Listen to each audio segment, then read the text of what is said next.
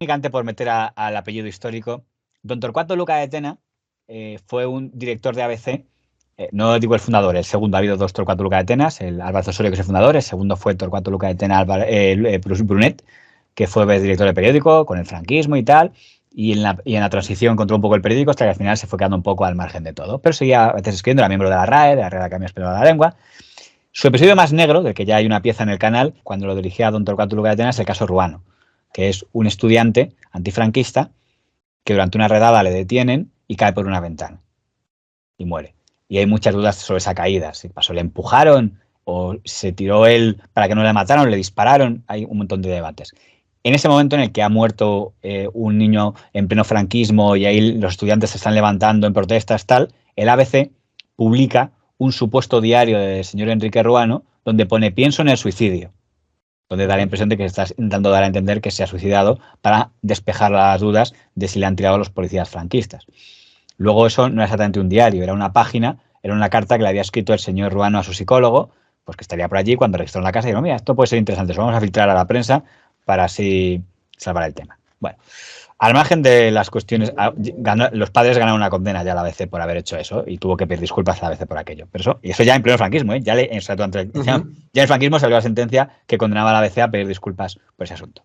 Hombre, es que sinceramente me parece un poco fuerte haber sacado la nota de que supuestamente escribió a su psicólogo.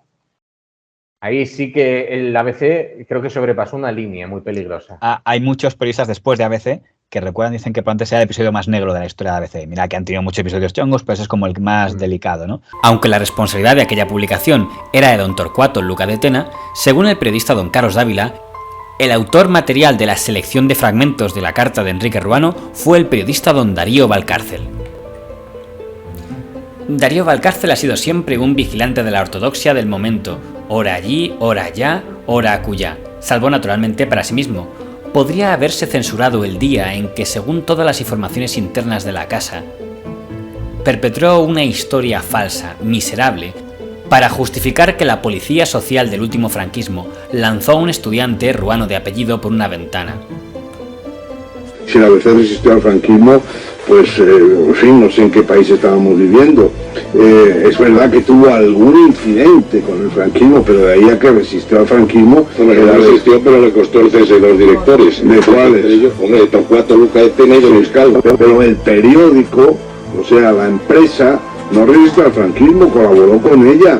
Joder, es que se nos olvida, es que vayamos a la hemeroteca. ¿Cómo se comportó el ABC con el caso de Enrique Ruano? De la dirección de don Torcuato Luca de Tena y Brunet, que era un hombre, digamos, más conservador, que había sido procurador de las Cortes franquistas, etcétera, pues el periódico tenía una actitud menos abierta.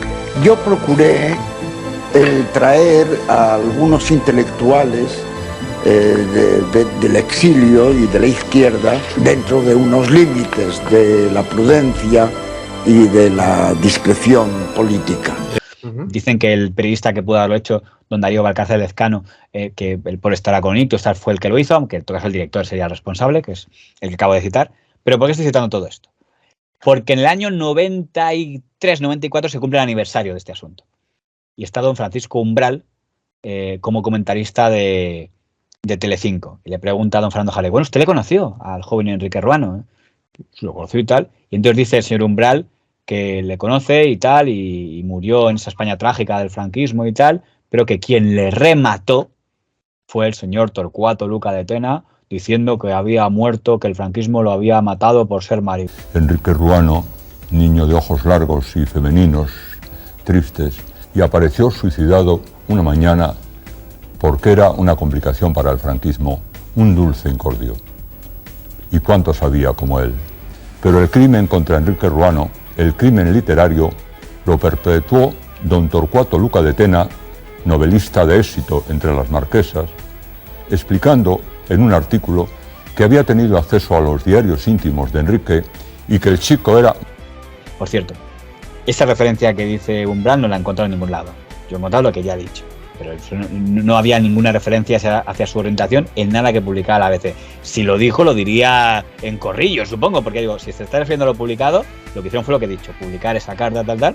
La otra parte de hacer referencia a la orientación no la he encontrado, al menos, y he buscado bastante sobre el tema, con lo cual yo creo que se equivocó, que es lo que creo, o si me está hablando algo sería algo que sería a nivel cotilleos de redacción, pero no, por lo menos no salió publicado. Como diciendo que daba igual matarle o dejar que se matase, que era material de desecho. Don Torcuato Luco de Tena, académico que se exilió en el 82, diciendo que volvía a la guerra civil y que hoy mismo justifica lo de Chiapas, México, en sus artículos, fue el puntillero que remató a Enrique Romo. Lo hace cuando Luca de Tena está vivo todavía, cuando se puede defender, y de hecho se defiende. Y aunque solamente a señor Ansón no le da mucha gracia, porque Ansón no quería meterse en esas cosas, era el director de ABC en ese momento, le acepta publicar una tribuna, sigue siendo la familia del fundador, de defensa. Pero la columna para defenderse del señor Luca de Tena es básicamente una columna para meterse con Umbral. Dice, Umbral, este señor que se mete con todo el mundo, que ha insultado a todos, que falta el respeto a todos, y pone a enumerar a toda la gente que ha insultado. Ha insultado a la Madre Teresa de Calcuta, ha insultado a no sé quién, ha insultado a no sé cuánto, tal, y pone, le llamó tal a este no sé cuánto, y es verdad que deja claro que el señor Umbral ha sido un gran insultador. A la gente le gusta que le cuenten la historia como no fue, dijo Paco Umbral en ocasión memorable. Y en otra no menos sugerente confesó, yo he llevado una vida de mentiras, jamás he contado la verdad. Me veo forzado a discrepar públicamente de confesión tan entrañable, porque una vez, al menos una vez que yo sepa, no mintió, y esa fue precisamente cuando profirió la frase citada, yo he llevado una vida de mentiras, jamás he contado la verdad. También quiero imaginar que mentía al referirse a su mujer en estos términos. Recuerdo que los profesores de dibujo la hacían posar de virgen aunque luego ella sea una puta. Y lo mismo digo de cuando afirmó que si hubiese tenido una hija adolescente, la hubiese violado sin duda alguna. Pero esto es una condescendencia de mi talante, proclive a no entender ciertas licencias literarias. De este individuo, afirma el historiador Ricardo de la Cierva, que solo escribe para el resentimiento y la venganza.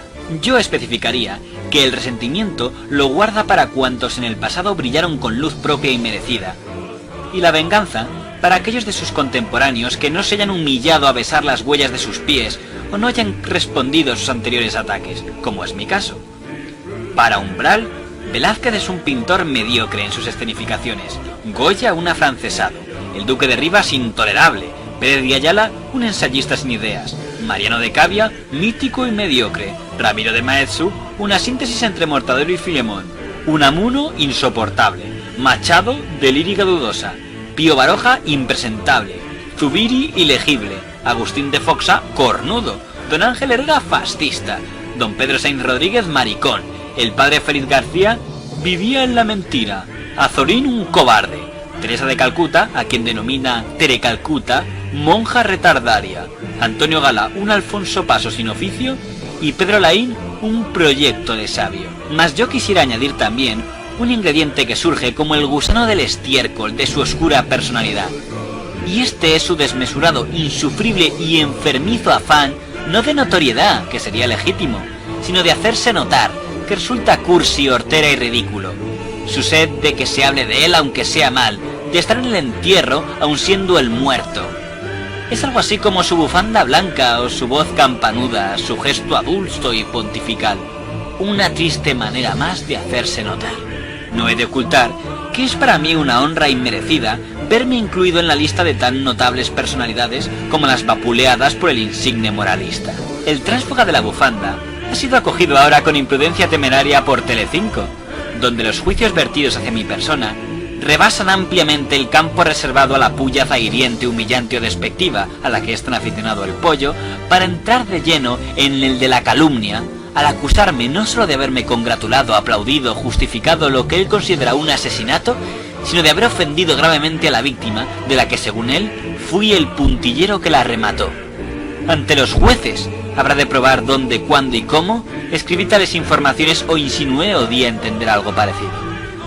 Yo, en cambio, sí puedo probar con pelos y señales, textos y fechas, todas y cada una de las citas anteriores, incluso esta cínica confesión. La mentira como ejercicio literario me ha divertido muchísimo. O estas otras perlas. Quiero ser el asesino de mí mismo y tengo perfectamente planeado mi suicidio.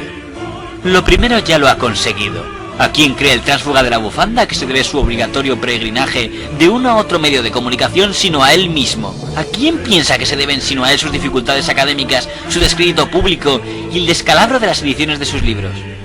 En cuanto a lo segundo, va camino de conseguirlo, porque son tantas las personas heridas, maltratadas, ofendidas por él, que del hombre de la bufanda podría decirse algo parecido a lo que puso Corneille en boca de uno de sus personajes. Hasta el aire será irrespirable a quien vive de todos despreciado. Duda que planteo yo al respecto. ¿Fue inteligente contestar? ¿En qué sentido? Yo pensaría que si vas a contestar es porque vas a entrar en el fondo del tema. Vas a decir, mira, eso no pasa exactamente así. Yo nunca me metí con su orientación, yo lo único que hice fue publicar una información que me dio el Ministerio de Interior, supongo, que es el que se lo facilitaría, o el Ministerio de Propaganda. Me pareció que era un tema interesante. Yo creí que, dado que se estaba acusando a la policía de haberle tirado por la ventana, era importante que dijeran, pues no, este señor era alguien pues que yo considero que estaba enfermo, lo que sea. O justificarlo, decir, mira, o si no vas a justificar, no digas nada. Y me suena más a como, venga, me remango, voy a mostrar que yo también sé escribir. Mi tribuna con el umbral. Ahí la escribió y salió publicada. A lo mejor dice, oye, en todo caso, tuvo bien porque estaban vivos ambos, no como ahora que te dice que la gente ataca a la gente que no puede contestar, en ese momento puede contestar, pues contestó, pero no entrando al trapo, sino diciendo, tú has dicho lo que opinas de mí, pues yo voy a decir lo que opino de ti. Te pregunto si te parece que tú en esos casos es mejor callarse o responder o responder sin responder, porque en el fondo respondió diciendo lo que opinaba de Umbral, pero no lo que opinaba de lo que le había acusado Umbral, que había dicho, usted fue quien remató a Enrique Urbano. Pues a ver, yo creo que la acusación por parte de Umbral tiene la suficiente gravedad para que merezca una respuesta. Evidentemente los dos se enzarzaron en un combate de boxeo periodístico y Luca de Tena quiso fajarse con... Y creo que lo hizo muy bien porque tú me estás llamando asesino. Bueno, pues yo también me voy a meter contigo. Y no, en ningún momento habla de lo que hicieron, de la publicación respecto de esa nota dirigida supuestamente al psicólogo de este muchacho, porque como estaba mal hecho, yo creo que el no mencionarlo está asumiendo su mala acción y para qué sacarlo otra vez a la luz. Y el ni siquiera negar, oye, yo jamás saqué a la luz la orientación sexual de este muchacho, es restar importancia a esa acusación. No lo menciono porque, para empezar, no es verdad y segundo, le voy a dar tan poca importancia que ni siquiera voy a sacarlo a la luz. Entonces creo que se defendió de una forma bastante loable, desde mi punto de vista. Dentro de que, digamos, yo creo que fue su última polémica, porque ya estaría mayor, pero murió en el 99, pero que bueno, fue la última vez que se remangó el señor Luca de Tena. Ahora bien, no entro, dices, si no has podido contestar, entiendo que no estás orgulloso de esa etapa. O sea, yo por lo menos lo que digo es, ha sido ya, bueno, nos medimos como dos escritores que nos atracamos mutuamente y vamos a dejar atrás. Hombre, se puede decir que consiguió que el titular fuera ese. Riña entre Luca de Tena y Umbral, y no riña por el tema Ruano, que seguramente la familia Ruano que estaría por allí no le haría hecho especialmente gracia. Por eso te digo, como yo creo que era consciente de la metedura de pata del pedazo de manchón en el historial de ABC, no, él no saca a relucir el tema porque sabe que estuvo mal. Se mete con Umbral, pero sin decir, oye, que esto que hicimos, no, por ahí no pasa. Él no lo menciona. Creo que es bastante inteligente. Franquismo. Te acompaño en el sentimiento. ¡Vete al cuerno!